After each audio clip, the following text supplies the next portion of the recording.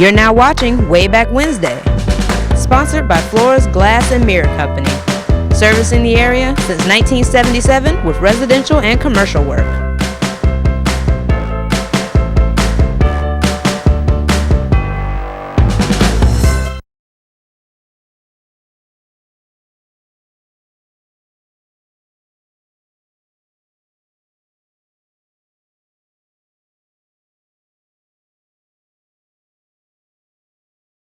Good evening, friends. Welcome to another episode of Wayback Wednesday. I'm Randy Adcox. Good of you to join us tonight. We've got a lot of ground to cover tonight. We're going to span about 60 years over the next hour. We're going to look at some old baseball picks. We're going to talk about some old business and look at some business pictures. We even talk about a little presidential visit. And you may see somebody you know. You may see a few folks you know, in fact. Getting ready for tonight's show, I kind of thought I would delve back into the Charlie Killebrew collection. I really love going through his pictures, and periodically I go back and visit that website. I never fail to find something I hadn't seen before or something that kind of piques my curiosity and my interest. And so I spent a good part of yesterday and again today going through Charlie's pictures, and some of the ones we're going to show you tonight we may have shown before in prior shows, but for one reason or another, it kind of spoke to me and said, show me. So we're going to share some of those pictures with you. As always, I want to thank you for tuning in each week. It means more than I can tell you to have you, your loyal viewership, and I've heard from several of you this week, and it's always good to hear from the viewers. And so please keep it up. Call anytime during the show. We'd love to hear from you. 407-1111 is the number. And we're going to start off tonight with a couple of baseball picks. A couple of weeks ago, I had a viewer that asked to see some baseball pictures and talk a little bit about the history of baseball in Rocky Mount. And so I stumbled across a few pictures for that show. And while I was going through Charlie Killebrew's picks today, and I think with the rare exception, there may be one or two, maybe three of these that are not from the Charlie Killebrew collection, and you'll see why when we get to those. But the vast majority of these, and I've got about 40 pictures here tonight, so we may not get through them all, but the vast majority of these are from Charlie Killebrew's collection dating all the way back to 1949. So with that being said, Lee, if you would, let's put the first picture up on the screen for our viewers. And I mentioned the baseball history in Rocky Mount. This is a 1949 Rocky Mount Leafs who were the Coastal Plain League champs that year. And you see they're at the Municipal Stadium here in Rocky Mount. I seem to recall somewhere, and I'm going to need to go back and do some digging and see if I can find it, because I have seen this picture before, and I want to say that some, if not most, of these gentlemen in this picture were identified in that picture. Don't hold me to that. I could be mistaken, but I seem to recall seeing a picture of the 1949 team who was a champion that year of the league. I think a good many of these players were identified. Maybe not all of them, but I think a good many of them were. So again, this is 1949. This is the Rocky Mount Leafs baseball team, and obviously they're out there at Municipal Stadium here in Rocky Mount. Okay, let's go to the next one.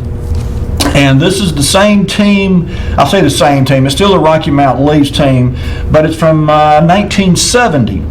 And again, I don't have the information with me. I apologize. I didn't really have time to delve that deeply into it. But I want to say I've seen a lot of these players, if not the majority of them, identified also. But you know, baseball in Rocky Mount's history goes way, way back, obviously, to the early 1900s. We had professional leagues here, minor leagues, as early as 1909, and further back than that, in fact. But you know, I could remember growing up, going and seeing the local teams play.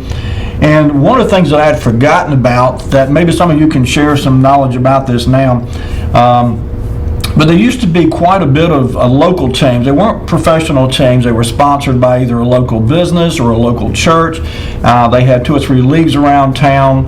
I remember talking to people who played on some of those leagues and played for some of those teams here locally. And the next picture, Lee, if you would, go ahead and bring that next picture up. This is a great example. This is from 1964. And this is Pierce Body Shop's baseball team. And as you can see, these are all grown men. These aren't kids. Some look to be in their late 40s, perhaps. But in any case, this was pretty commonplace. And I had to do some digging. I can't honestly say I remember Pierce Body Shop, and that kind of struck me as odd because for a number of years I worked in the automotive industry here in Rocky Mount. I worked for 2 different car dealerships. I worked for 3 different auto parts stores, and I did not remember Pierce Body Shop. So I did some digging there. They were down on South Church Street down there, not too terribly far, and I had an address, 1131 South Church Street. That's where Pierce Body Shop was located. A little bitty small place. I went, and I'm sorry I don't have a picture of that building, but I don't know when Pierce Body Shop ceased to be in business in Rocky Mount. Maybe some of you remember this business. And I don't know if any of these players here worked for Pierce Body Shop, or they were just being sponsored by the body shop. But it just reminded me of a bygone era. I don't know of any city league adult baseball teams or softball teams that are currently playing, and that's a sad statement, because I remember finally going and seeing some of the, I know several of the ballparks around town, the city parks and the neighborhood parks would host these games, church league games with softball and baseball games too, for that matter. And I don't know if any of that's going on anymore. Certainly if it was, COVID put a damp on it, I'm sure. But I don't remember when the last local baseball game or softball game, for that matter, adult league, that I even heard about in Rocky Mount. It's been several years.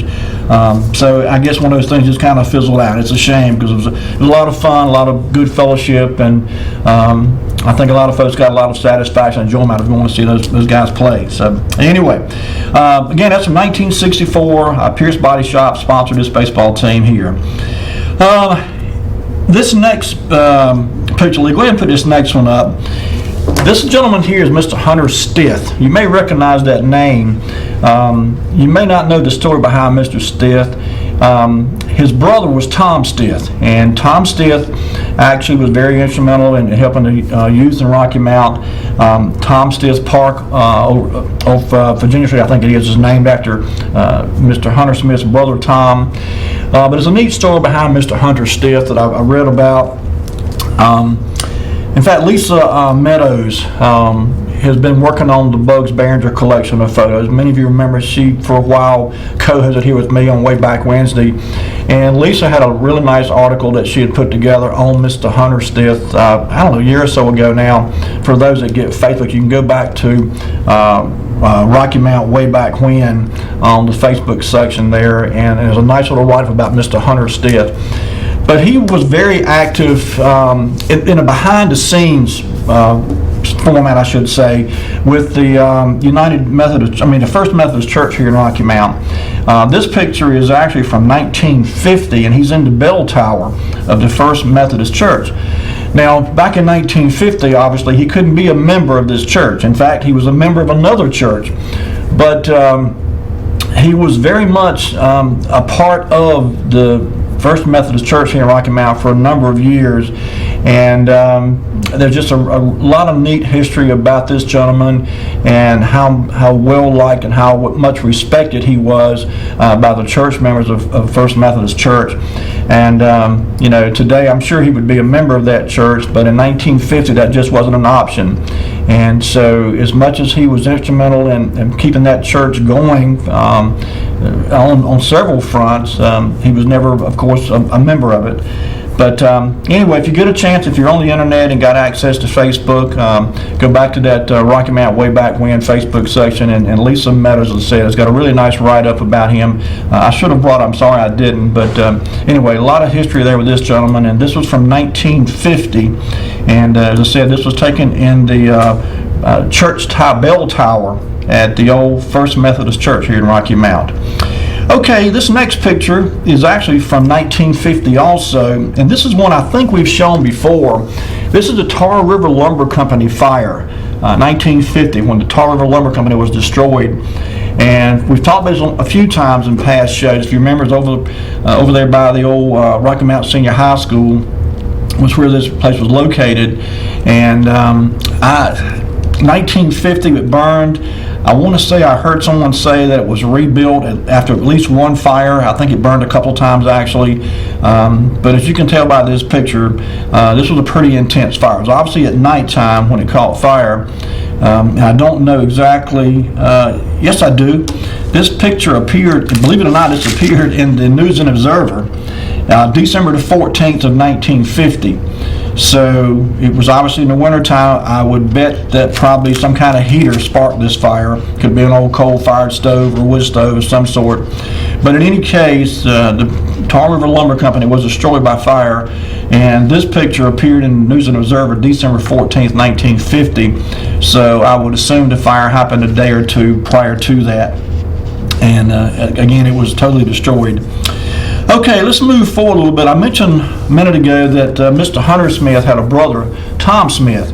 And I ran across this article from the 1960, Rocky Mount Telegram 1960, and it talks about when Tom Stith Park was formally dedicated with a train and a merry-go-round put into use. Now, I have to say, I knew about Tom Stith Park. I knew when it was in existence, but I honestly did not remember that there was a merry-go-round and a train there. I remember there being one of each, of course, at Sunset Park, and I never went to Tom Stith Park. I guess that's why I didn't remember it, but I was somewhat surprised to learn that Tom Stith Park, at least in 1960, when the park was dedicated, it had a merry-go-round and a train. The picture's a little dark, a little grainy, but apparently it was a big turnout. There were thousands of kids that showed up for this event here, this unveiling, this dedication of this park. And as I said earlier, Mr. Tom Stith was very active in the local youth, certainly in the black community, and you know, his contribution to the young people in this city can't be overstated. And you know, I'm not sure when the merry-go-round and the train and all left Tom Stith Park, or what happened to it. That may be something that we need to delve into and see if we can find out exactly what happened with that equipment. But in any case, it was just a little bit of a surprise to me to learn that there had been a merry-go-round and a train at Tom Stith Park, like the one that was over at Sunset Park. Okay, Lee, let's go to the next picture if we could. This is one I think we have shown before, but again, it just kind of tugged at my heartstrings. This is obviously roses at Terrytown Mall. The picture was dated 1964, which I believe is the year, or perhaps the year after Terrytown opened. If you remember a show we had a couple of weeks ago, the June German was actually held inside Terrytown Mall the year that it was opened. The first year that Terrytown opened for business, the June German was held there. And in fact, the planning committee for the June German that year was allowed to go into the mall before it was ever officially opened up to the public. And so I can just envision this area right here. And some of you may remember, this part of the mall was actually remodeled in later years, and there was kind of a sunken in area right here. It was carpeted, as I recall, but I have some very fond memories of Terrytown Mall, like I'm sure many of you do too. It was just a great family mall. We moved to Inglewood from over off Falls Road. I lived on Columbia Avenue up until 1966, and we moved over to Inglewood, and so we were literally within walking distance. It was a right good walk. I did walk at a time or two. I rode my bike many times as I got a little bit older. But Terrytown Mall was a place I spent a lot of time growing up in the late 60s, early 70s. And I just have some very fond memories of all the stores out there that I went in and out of, but particularly Roses. Roses is one of those stores you could go in there with $5 or $10 in your pocket and come out with all kinds of good stuff. So, neat place to go. It's a shame we don't have Terrytown anymore to visit, but you'll always have a place in our hearts for sure. Okay, let's go ahead and lead to the next picture then. This next picture is one that I don't recall seeing before. Maybe some of you remember it. This is Ben J. Layton Trailer Park. If you go out Sunset Avenue and cross over Interstate 95 on Sunset Avenue extension out that way, on the left-hand side was where Ben J. Layton's Trailer Park was. And this was a very, very neat little scene to me because like a lot of these small parks, they would have a pond or a lake or something out there.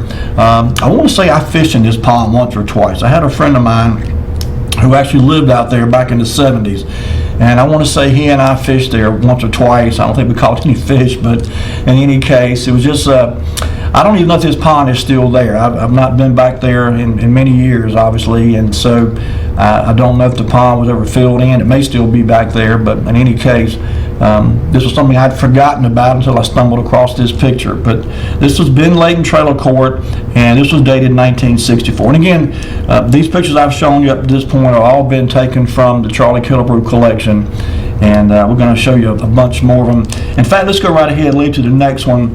This next one's from 1964. Also, you may recognize this building, but in 1964 it was the Boyce Willis Clinic.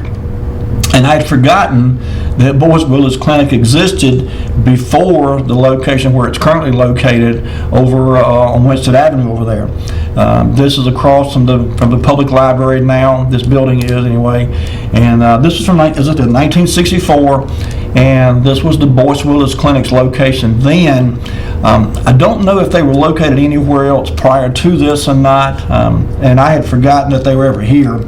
And I'm not sure exactly when they moved to where they are now, but anyway, 1964 Boyce Willis Clinic. Okay, I think we got one more before we go to our first break. Liz, let's go ahead and bring this next two up in a row here.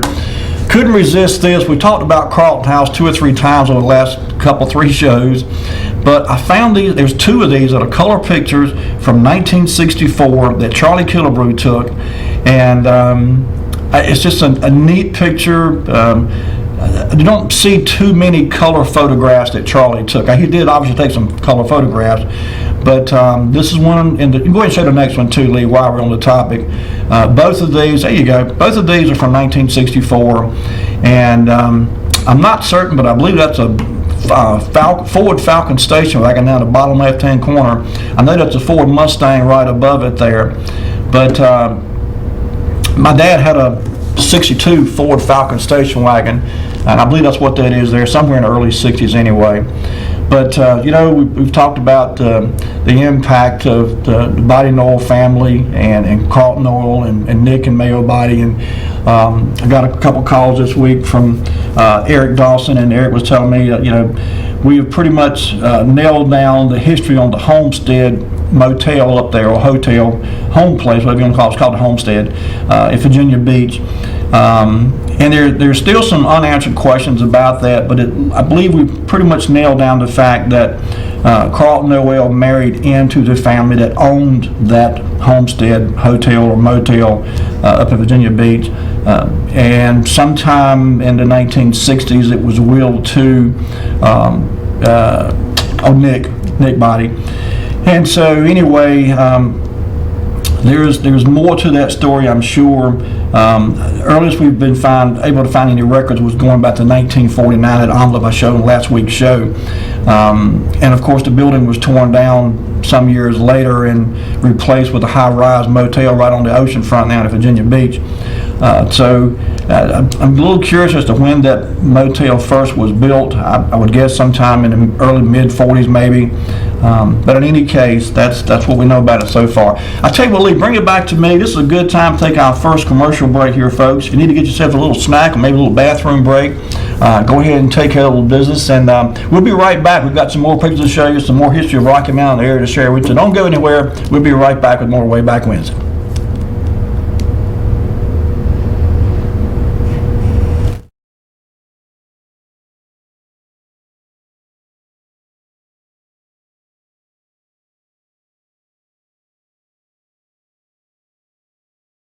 Glass and Mirror Company, servicing the area since 1977 with residential and commercial work.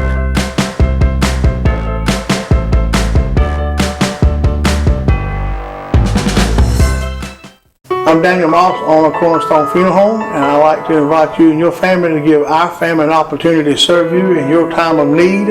And we offer a full line of funeral services, everything from visitations to graveside services to cremations on site with a live crematory, as well as a banquet hall to meet the catering needs of our families that we serve. We offer catering service. We offer refreshments prior to visitations and services of our family, and we want to invite you to come and experience the difference here at Cornerstone Funeral Home.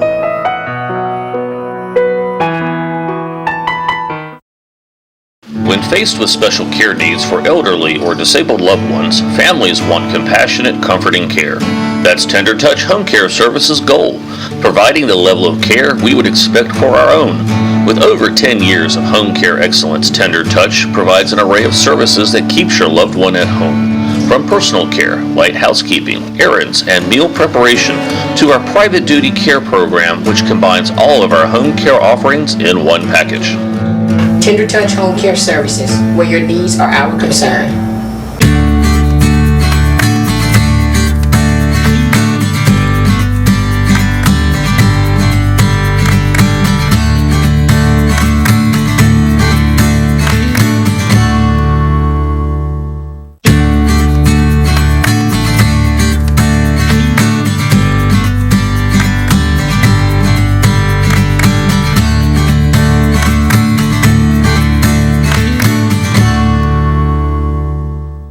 You're now watching Wayback Wednesday, sponsored by Flores Glass and Mirror Company, servicing the area since 1977 with residential and commercial work.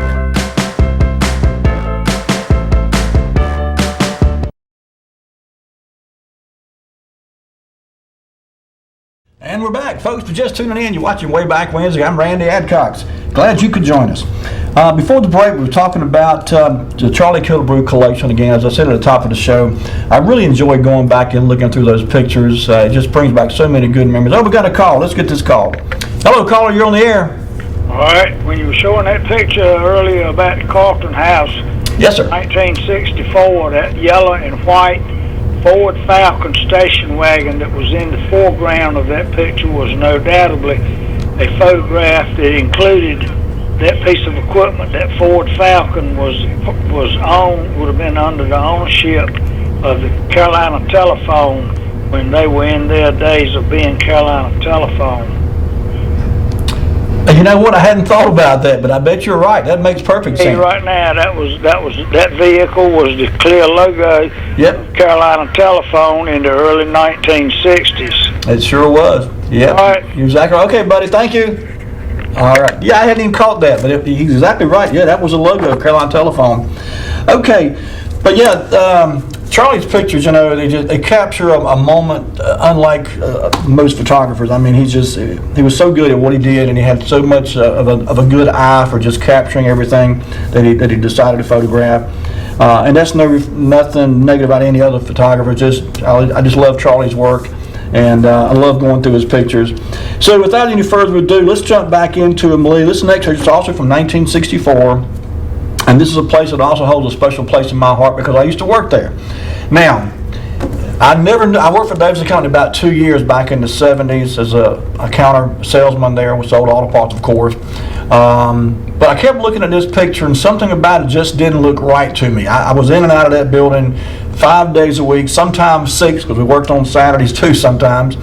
But I was in and out of this building many, many times, and I said, something just don't look right. This is not what I remember Davidson Company being like. Number one, I never saw the right-hand side of the building. There was another building right up to the side of the building, and so I never saw it. But I was on the inside enough that I thought if there was a door there, a personnel door, and certainly a roll-up door, or 2 personnel doors and a roll-up door, I would remember that. And something about this picture just bothered me to no end.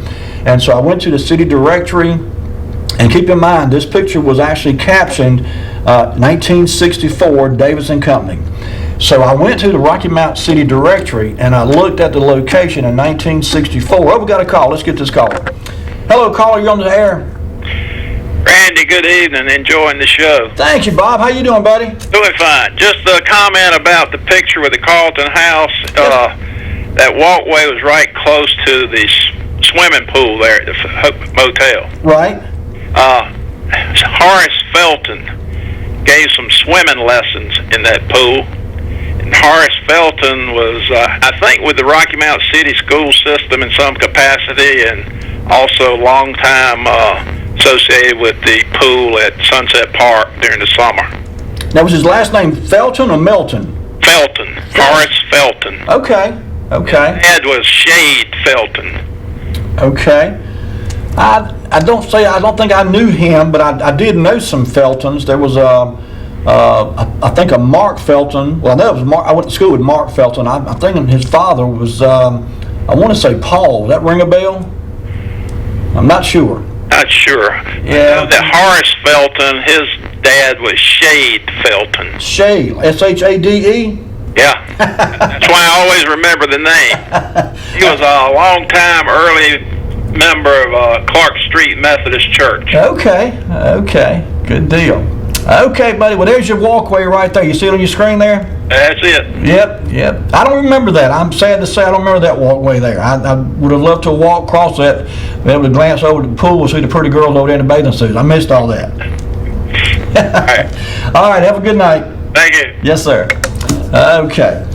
All right, so 1964, Davidson Company, according to the Rocky Mount City Directory, was actually located, and let's go back to that picture we were just at with Davidson Company. Hold it right there for a minute. We've got another call. Let's get this call. Hello, caller. You're on the air.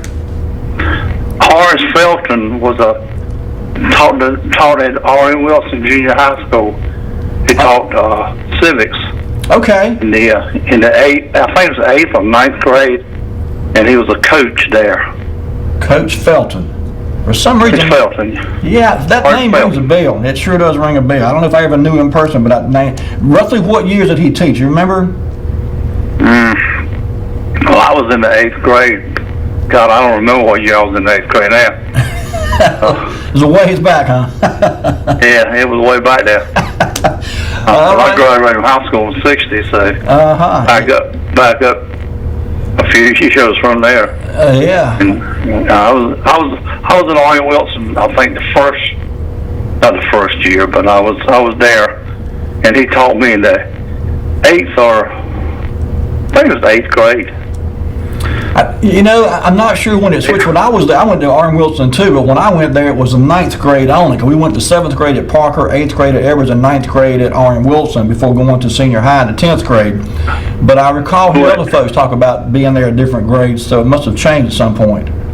It was 7, 8, and 9 when I went. Was it? Okay. Yeah, that was probably before Parker and Edwards became part of that three-school jaunt there. I don't even think they were built then. It might not have been. Come to think of it, it might not have been. That's how old I am. I hear you. Okay, buddy. We appreciate you here. Okay, you're welcome. Thank you. Bye-bye. Okay. So I went to the city directory and I looked up Davidson Company Auto Parts in 1964. And the reason I didn't remember this building, because this is not the building I worked in. And keep in mind, I worked there from probably 1970. Oh, gee, it must have been somewhere around 74, 75, maybe somewhere in that time frame. And worked there for, I don't know, a year and a half, maybe 2 years. But the next picture, Lee, if you would, is the location of where Davidson Company would have been in 1964. It's basically a vacant lot there now. That building with the yellow metal on the side there, where Dodson is, I think is 807. And in 1964, Davidson Company's address in the Rocky Mount City Directory was listed as 809, which would have been just to the right. And this is a little bit south of the intersection down there where I think Nashville Road comes into South Church Street. But anyway, that's why I didn't remember this building, because it's not the building I worked in. Now, let's go to the next picture, Lee. And this next picture that's the building I remember working in. And that's 1021 South Church Street was the address when I worked for Davidson Company Auto Parts, as I said, back in the 70s. And as you can see, it's an entirely different building. That building to the right, interestingly enough, at one time, Hardee's Food Systems had that building. And there was a studio in there. And they would film commercials. They would film training videos for their employees. And it was a really neat operation. They had some very expensive equipment in there, very sophisticated. You know, Hardee's didn't do anything halfway. If Hardee's put any money into it, it was all top-notch equipment. But it was neat. They had a really neat operation going on in there. And then in later years, Red Marshall that run Marshall Steel around the corner from here. Red bought that building, and he had a little business in there for a while.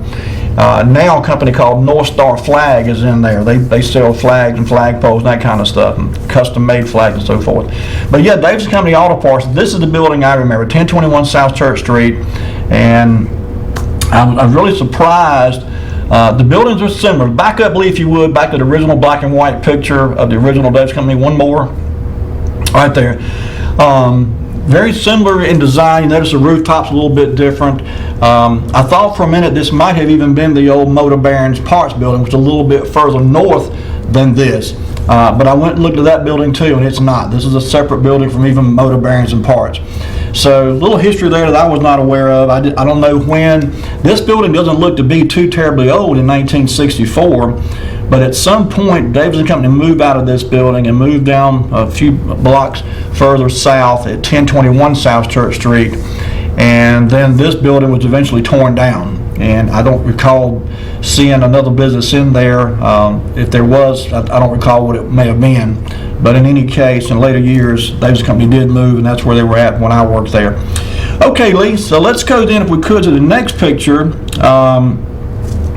Which is, okay, you can go ahead and pass this on two, and then one more should put us on to the next. There we go. This was a neat picture to me, because this was, again, from 1964, another Charlie Killebrew picture, and this was the Goodyear Appliance Center, Appliance and Tire to be more specific, and the location of this was 227 Southeast Main Street. So we're on the Edgecombe side of the tracks down there, and 227 South Main. I'm not sure that loan company to the right there might be Domestic Loans. I'm not sure. I know Domestic Loans was somewhere down in that South Main Street vicinity. But in any case, it seems like I vaguely remember Goodyear being here, and of course later years they moved. But so I got to wondering, I was like, well, what's in this building now? Well, what was in this building after the Goodyear Appliance Center moved out of it? And so I went to Google and did a Google search on 227 Southeast Main Street, and I actually found a picture from 2008. And Lee, if you would, let's go to the next picture. And this next picture is how this building looked as recently as 2008. And you see Ward's Appliance Service was in there at that time. Now, I think the building may even be empty now. One neat thing about Google Maps is that you can go and type in an address, and you can see certainly a map of the location, and then you can see a street view, which is what this is, and you can also see a satellite view. Oh, we got a call. Let's get this caller. Hello, caller, you on the air? All right, that building right there where you're kind of running by right now with Appliance and Tire Son, later became the appliance business that Charlie Ward had, was right down. It faced Main Street on the Edgecombe side of the tracks, and in its earlier years, it was the property of Walter Weeks, W.G. Weeks, who was Hassel Weeks, who had the H.H. Weeks Feed and Seed store. Hassel Weeks, who just died about a year ago, he was I don't remember exactly how old he was, but his daddy, H.H. Weeks, had a brother named Walter G. Weeks that was in the wholesale grocery business, right directly behind the George S. Edwards wholesale grocery business. And that building that Charlie Ward was in had a freight elevator in there where goods could be carried up to the second floor. It was initially a wholesale grocery business in the 200 block of Southeast Main Street. Okay. That's interesting. I didn't realize that. So that was a grocery store. Before my time, Hassel is who told me about it. How about that? Well, that's neat. I'm glad you shared that with us. I had no idea. That building is still there, and that freight, I don't know where Charlie Ward continued to use the freight elevator that was in it or not, but that's where Charlie Ward went to after the Appliance and Tire Center was there, and it was there a while. All right. All right, buddy. Appreciate that. Have a good evening. Okay. All right, so staying with the 1964 thing, let's go ahead and leave this next picture. This is another one that kind of threw me for a loop. I had to look at this thing and study this. This was captioned Howard Street Alley, 1964. This was Charlie Killebrew picture again. Howard Street Alley, 1964. Now, I've been up and down Howard Street a bunch of times over the years. 122 Howard Street used to be the location for Bob's Appliance Service. Many of you may remember here about, 10 or 12 years ago, that place burned up. I mean, the whole inside burned out of it. Now it's gutted, and but the facade of the building, the front of the building is still there anyway. But I went up and down Howard Street many times, and I did not ever recall seeing a covered or a overhanging alleyway like this. And I thought, where in the world was this at? And so I looked and I looked and I looked, and I actually found a picture. And I'm sorry I didn't take a picture of it. But if you're coming down Sunset and you turn right onto Howard Street, oh, we got a call. Maybe someone remembers this. Let's see. Hello, call. You on the air? All right, you're looking right there at that tunnel area, that building on the very left-hand side, where that man is standing. Mm-hmm. That was the back side of the penny store. The street that you're looking at right there is Western Avenue. Okay. To the right, you're going west on Western Avenue towards the Central Cafe. Well, now the picture was captioned as being, oh shoot, what did I say? Howard Street. That's right. So you're saying this alleyway was Western? That street right there in the foreground to the left is going back towards the main line of the railroad tracks. That would be the side of the old penny store. And to the right, the street would be Western Avenue going towards the intersection where the Central Cafe is and the old First Baptist Church sanctuary. In the 50s, off to the right there was a cafeteria there called the Howard House Cafeteria in the 1950s. Okay. You had not yet showed up. I had not. You're right. You had not. There was a tunnel there, and when you drove underneath that tunnel, you were going down through that alley that would come back out over there at Nash Street where the backside of the old Belt Tyler store building was. Okay. Town later on. Right. Okay. Okay. Right. All right, buddy. Appreciate it. All right, we'll see you. Okay. Yeah, like I said, I certainly didn't remember this before my time, obviously, and it's obviously it's not there anymore. I did go and look at a picture of this area, modern day picture, and that alleyway is no longer there. And so I don't know at what point it came demolished and torn down and all, but it's certainly not there now. Oh, we got another call. Let's get this call. Hello, caller. You're on the air.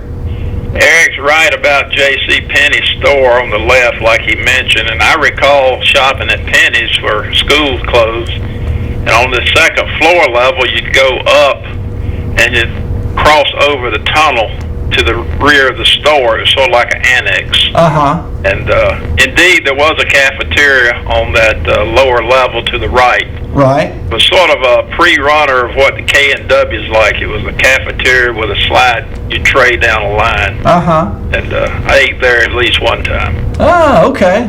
All right. I hate I missed it. Appreciate that, buddy. Okay. We'll see you. Okay.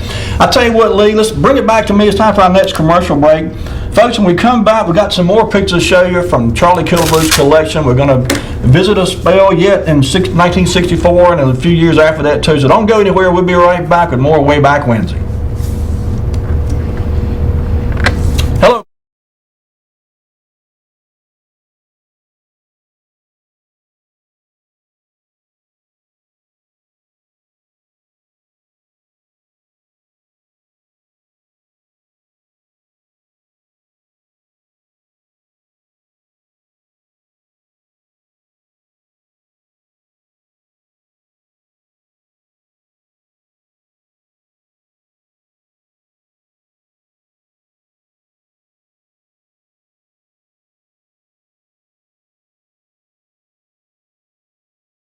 Glass and Mirror Company, servicing the area since 1977 with residential and commercial work.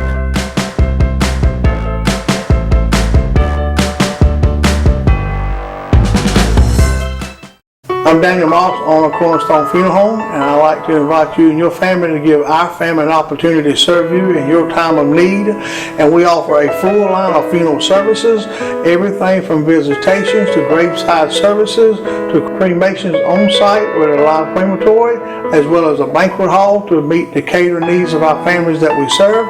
We offer catering service, we offer refreshments prior to visitations and services of our family, and we want to invite you to come and experience the difference here at Cornerstone Funeral Home.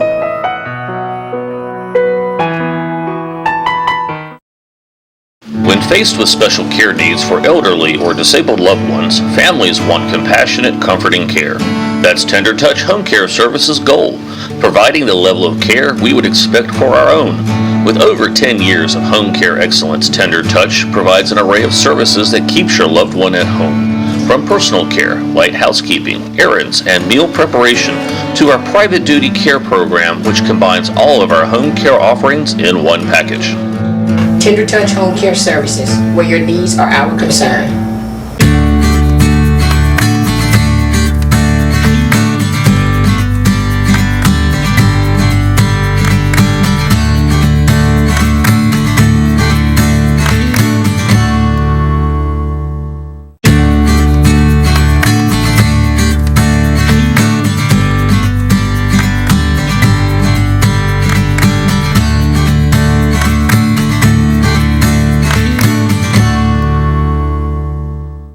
You're now watching Wayback Wednesday, sponsored by Flores Glass and Mirror Company, servicing the area since 1977 with residential and commercial work.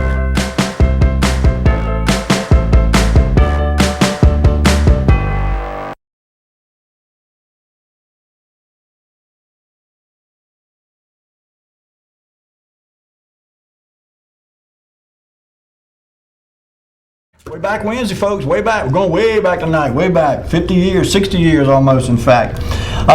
Again, we're delving these Charlie Killebrew pictures. I love these old pictures. I know some of you do too, but it warms my heart to go back and look at these things, particularly these buildings and these old businesses that are no longer with us anymore. The alleyway down on Howard Street, I never knew anything about that. It was neat to me to find such a picture and kind of and to hear your phone calls and your comments about it. I appreciate those that have called in and sharing your memories with us. It means a lot, more than you know. Okay, let's go ahead and jump back into these. This next picture is from 1964 also, and there's one last look at the alleyway on Howard Street there. But anyway, this next picture is actually from 1964, and it was a band entitled the Johnny Council Band. Can't say I ever remember hearing about Johnny Council Band. These guys were certainly spiffy looking. Looks like all of them but one had on bow ties. I guess the guy on the far left decided he would go for a regular tie instead of a bow tie. But 1964, these guys I'm sure entertained a lot of people around Rocky Mountain in the time, and I bet they were some great musicians too. Okay, Lee, let's go to the next one then. This next picture may be someone that some of our viewers recognize. I can't say I did, but one of the neat things about going through these old pictures is there's an awful lot of pretty ladies that Charlie Killebrew took pictures of over the years, particularly in the summertime. But this lady here was identified in the picture as Miss Catherine Abernathy, 1964. This, to me, appears to be the city lake. I think this picture was taken at the city lake out there, and I don't know if she was fixing to go swimming or just come back from swimming, but in any case, she was ready for the water, for sure. Okay, let's go to the next picture then. This is from also 1964, and this is actually a picture I don't recall seeing ever before, and I honestly don't think I ever saw this entrance. This is the emergency room entrance to the old Parkview Hospital. Some of you sadly may have had to go through these doors on occasion. I never did. I had relatives, my grandmother in fact spent 2 or 3 visits at this hospital, and I can recall going to see her, but we didn't go in through the emergency room exit. And I think she may have, but we came in through the front doors of the hospital. But this is a neat picture. I just never recall seeing a picture, and I don't recall ever seeing this side of the building. I'm sure I probably rode past it. It seemed like to me it might have been on the left-hand side if you were facing the hospital. I think it was on the left-hand side, but this is a picture that I'd never seen before, but it was the emergency room entranceway for Parkview Hospital in 1964. 1964 was also the year that President Lyndon Johnson came to Rocky Mountain. We'll get to that in just a minute. Okay, hang on, let's get this caller first though. Hello, caller, you're on the air. All right, that thing you're looking at right there, where the emergency room entrance to the Parkview Hospital, across that street from where that person is standing is where that park is over there, where it was Parkview Park. Okay. I don't know exactly. I think that's what the name of it was. The park and all is still there. Mm-hmm. It used to be a very large park there with two very large sliding boards and things that would be just totally inappropriate for young'uns to get on now. Sliding board in that park in the 50s when I was a child, it was probably as high as a telephone pole. Good gracious. First time you ever got on it and went down it, you would be somewhat intimidated, and something like that would never be made available to a little young'un to get on it today. Oh, good gracious. Yeah. I am. Things have changed. They sure have. Telling you, that's just how it was. It was a young'un wanted to get on it, but once he got on it, he was probably glad. He probably wished he hadn't never got on it. All right, buddy. Well, I appreciate you calling in and sharing with us. All right, have a good evening. Okay. All right, Lisa, let's go to the next picture then. I mentioned President Lyndon Johnson hit Rocky Mount in 1964. Big to-do. We've shown pictures in the past of President Johnson's visit to Rocky Mount. This was him arriving by helicopter. I'm not exactly sure where he touched down at, but let's go ahead, Lee, and go through these fairly quickly. But this is when he was coming into town. This is he was speaking. I'm not sure. This looks to me to be the school auditorium, maybe at one of the high schools. Could have been even over at. I don't know. It just has the appearance to me to be a high. Could have been a church too. He's like church chairs in a church. Actually, I see now like a church pew there on the left-hand side. But anyway, 1964. So let's go to the next one. A lot of controversy on this. I think this picture was taken outside late in the evening, perhaps even at night. But it looks like this is on the outside of the building, wherever they are. It could have even been. Oh, shoot, I'm not sure exactly which building downtown Rocky Mount this would have been in, but he set up his podium and he gave a speech, obviously. As I mentioned, there was some controversy. Story goes that they thought he was going to somewhere in the mountains of North Carolina. Rocky Mount, thought he was going to the mountains.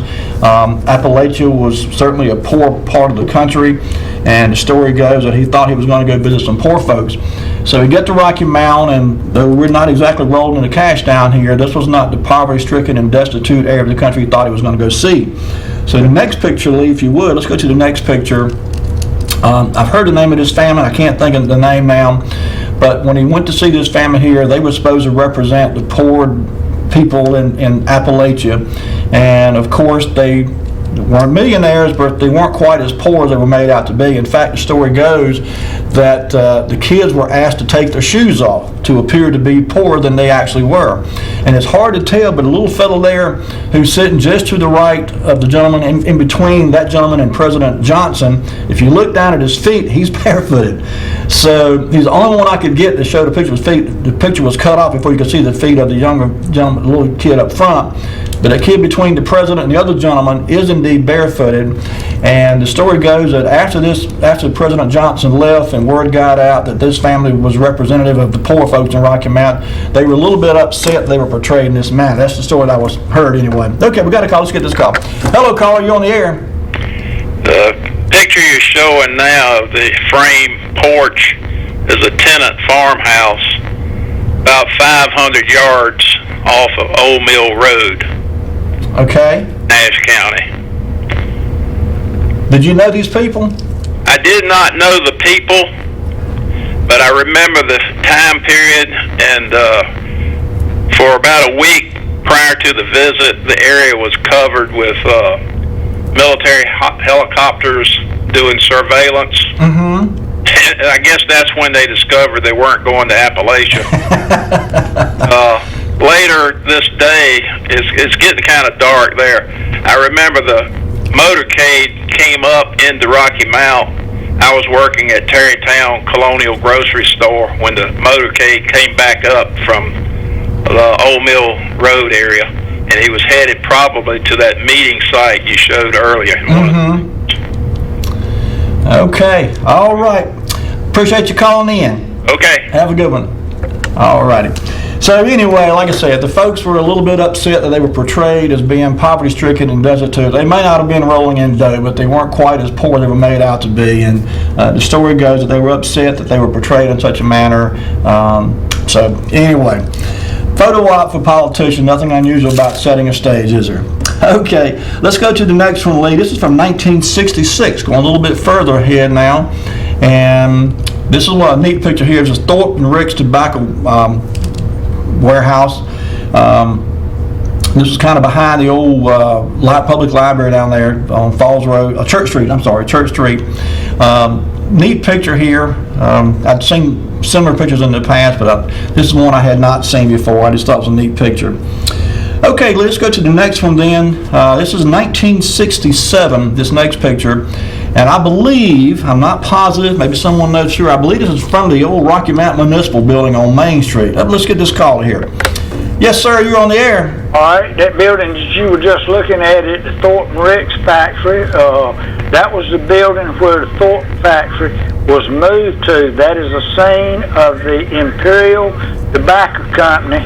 If you'll go back to it, you can see it. Yeah, go back, Lee, to one picture we just had. Like it was back then. Yeah. There's not any of the water tank that's out there, but that building right there, that's the old Imperial factory, and to the right of the screen is where the old Thomas Hackney Brownsville Library was. The lighter colored building down there at the front was the office building, which is for the Imperial factory, and just to the left, out of sight of the camera, is where that water tank is still right there. Mm-hmm. You're looking at the street on this side of the picture would be McDonald Street. Okay, that's all right. been closed off since the Imperial Center got rearranged, but that's a picture of the old Imperial Tobacco Company looking at the north face of the Imperial plant. Mm-hmm. Okay. See anything on the other side of it where the coal elevator and the conveyor was, it carried the coal from over there into the building where the boiler room was. Mm-hmm. But you can go down there and look at that building right now and see enough of it to know that that's the old Imperial factory. So Thorpe and Rick's moved into that place after their first plant. The older plant got burnt up in April of 1968, mm-hmm. and they moved to that location for about 7 or 8 years until they built their new factory out there on Barnum Road off North Church Street. Right, that's right. And that's what you're looking at right there. Mm-hmm. You can go down there right now and stand in Jack Lawtrey Park and look at that building right now and clearly see what you're looking at. That's right. That's exactly right. That's all right. Okay, buddy. Appreciate you. All right.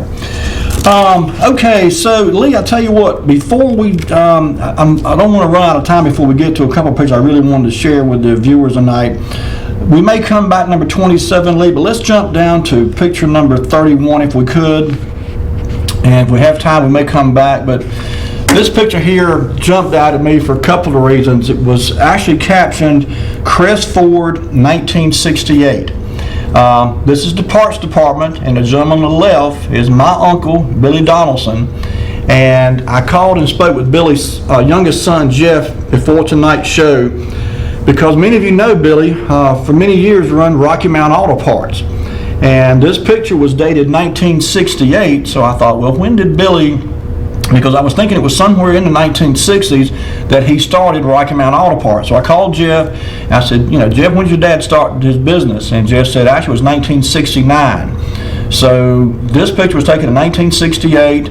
I'm not sure who these other three gentlemen are. I gotta say, they look familiar to me.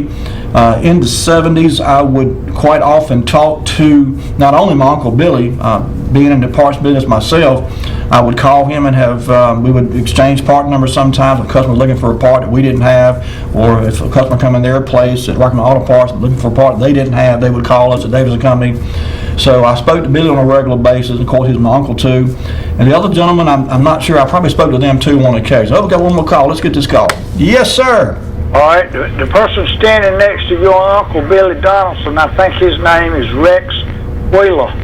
And the person that is next to Rex Wheeler, I can't call his name, but I know him. He lives out on Cokie Road. If you called his name, I'd recognize it, but I can't call his name. That's a picture from long ago. Yeah, there was a guy named Rex Gass that worked out there for a while. Did you ever know him? Work where? At Crest Ford. No. In fact, Bill Weaver worked out there. I know Bill Weaver. Yeah, Mustang Bill worked out there. Guy named, like I say, I knew, being in the parts business, I talked to these guys on a regular basis, knew them all. Did. And I'm sure I probably talked to all 4 of these guys. Well, my uncle for certain, but the other 3, I'm sure I talked to them too on occasion. If they were still around when I got into business, about 10 years later. All right. Okay, buddy. Have a good one. Appreciate you. Okay. The next picture, Lee, this was the sales team. This was the parts team right here, parts guys. And the next picture was actually the sales team. And we're about to run out of time. We'll take this one last call. We got a call tonight. Hello, caller. You're on the air. Rex lives in Raleigh now. It is Rex Gass, though, right? Right. He's a musician in Raleigh now. And the family that you were showing out on the farm was the W.D. Marlowe family. W.D. Marlowe family. Okay. Right. Thank you. Yes, sir. Thank you. Have a good evening. Okay, folks, that's going to do it for us tonight. Lee, bring it back to me. We've got some more pictures that we'll save those for the next week's show. We ran out of time. I probably got another dozen that we didn't get to, and I apologize for that. But I want to thank you so much, folks, for tuning in tonight. I appreciate your calls and your input on the show. It always makes it more enjoyable for me to hear from you, the viewers. So thanks for all your input and your memories down memory lane with me. Have yourselves a great week, folks. Be sure and tune in next week for more Wayback Wednesday. In the meantime, take care of yourselves. Be kind to each other. We'll see you next week for more Wayback Wednesday. Good night.